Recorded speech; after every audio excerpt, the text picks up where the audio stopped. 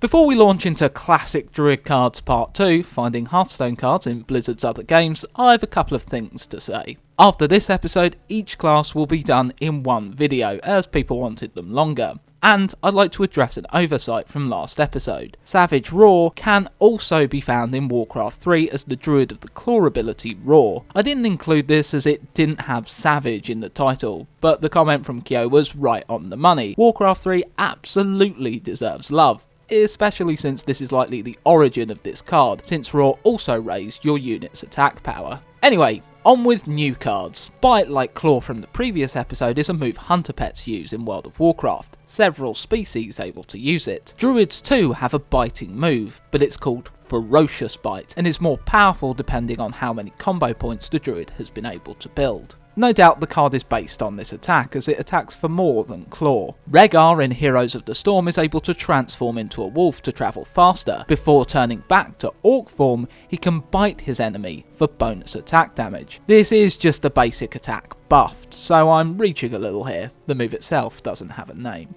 Keepers of the Grove began life in the Warcraft universe as hero units in Warcraft 3 for the Night Elf race. These creatures, that look as though they are part stag, part night elf, are sons of the demigod Cenarius. They can also be found in World of Warcraft, and have recently been given a model overhaul in the latest expansion, Legion.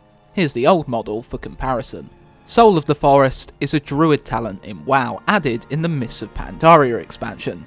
Like many talents in WoW, it's been tweaked and adjusted over time. Its effect changes depending on which of the 4 druid specializations the player is using. Really, basically it helps with resource management, and for the spellcasting specs, restoration and balance increases the effectiveness of some spells. So nothing like the Hearthstone card. Swipe began life in good old vanilla World of Warcraft, and the basic function of the move has not changed. The ability is usable in the Druid's feral forms, Bear and Cat, the cat receiving the ability in Wrath of the Lich King. Swipe used to hit all enemies in front of the Druid, and since then has been improved to attack all enemies around the Druid.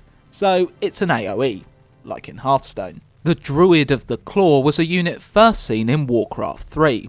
They were a spellcasting unit for the Night Elves, that also doubled up as powerful melee units. They could increase the attack of other units around them and heal others over time. The Druid's signature move was its ability to transform into a bear, greatly increasing his resilience and strength. In Warcraft 3, they were not known for changing into cats. This was an ability granted to Druids in World of Warcraft. The Druids of the Claw are still a sect of Druids that can be found in WoW. From a unit first seen in Warcraft 3, to a spell. Force of Nature was an ability used by the Keeper of the Grove hero unit, changing trees into treants over a short period of time. It had 3 levels of power, each level summoning more treants. First 2, then 3, then 4. This ability also made its way into WoW in the Burning Crusade expansion, and is now exclusive to balanced druids, summoning 3 treants that taunt the enemies in the surrounding area. A treant is also summoned by Malfurion in Heroes of the Storm, if the right talent is selected.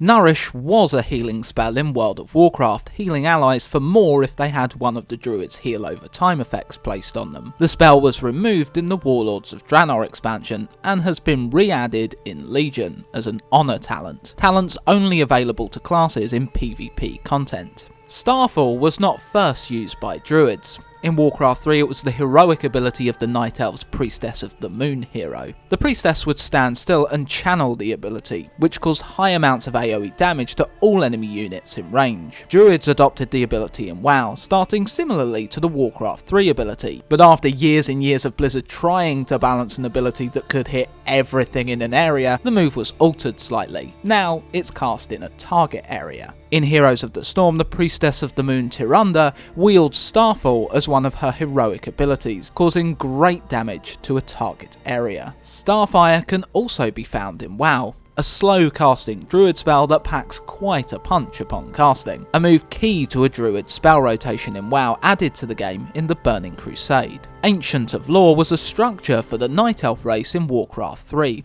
It was used to create and upgrade Druids of the Claw and Dryads. This ancient type can also be found in World of Warcraft, one of which is art for another Druid big hitter, which you'll find out very soon. The Ancient of War, like Lore, was a unit creating structure in Warcraft 3, creating the tier 1 units of the Night Elf army, archers, huntresses and glaive throwers. The Ancient of War can also be found in WoW. Their model has also been used for an ancient variety with arcane crystals protruding from its body. The Ironbark Protector is in WoW, but looks totally different to the Hearthstone card. That's because the Hearthstone art is actually an Ancient of Lore called Treeball. The variety of Ancient the Ironbark is an Ancient Protector. In Warcraft 3, these structures were defensive, throwing boulders at attackers. They could also uproot and slowly take the fight to their enemies. The final Druid card is the legendary Cenarius. Cenarius was first seen in Warcraft 3 fighting the Orcs. With demonic power he was slain, but the son of Elune and Malorn would rise again in World of Warcraft's Cataclysm expansion. His model has recently been altered in Legion. The demigod was corrupted by the Emerald Nightmare and is now one of this raid tier's bosses. The same model but coloured to suit the theme of the Nightmare. That's it for the Druid, and if you're wondering, what about the hero and his hero ability? We'll cover all those in a later episode. I hope you enjoyed. If you did, like, subscribe and share this around. Next time we look at the classic and basic cards of Hunter. Happy Hearthstoning.